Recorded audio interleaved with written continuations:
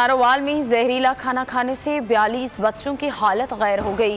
DHQ अस्पताल में emergency नाफिज कर दी गई है। बच्चों को तिब्बी इमदाद दी जा रही है। इसी बारे में मजीद जान लेते हैं।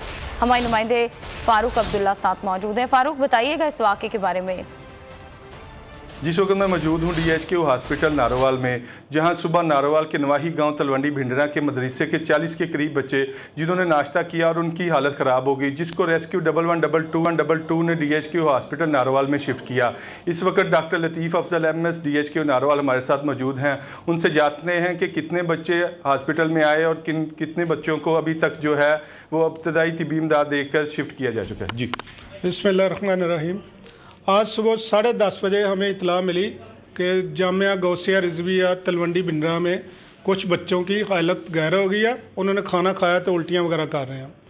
हमारे पास टोटल 42 बच्चे हॉस्पिटल में 1122 वाले लेके आए। उनमें से 12 बच्चे बिल्कुल स्टेबल थे, उनको हमने डिस्चार्ज कर दिया और 30 बच्चे अभी तक मौजूद हैं जिनकी अच्छी तरह ट्रीटमेंट की जा रही है। अभी हमारे पास जो बच्चे दाखिल हैं उनमें काफ़ी स्टेबल हैं। उनमें से कुछ को फ़ारिग कर दिया जाएगा। इनके सैंपल्स ले लिए गए हैं जो लाहौर भेज दिए गए हैं। उनकी जो रिपोर्ट आएगी उसके मुताबिक हम बता देंगे।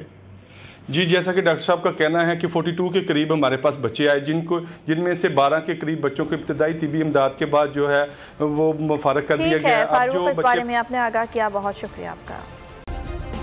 सब्सक्राइब करें और बेल दबाएं ताकि कोई खबर रह न जाए।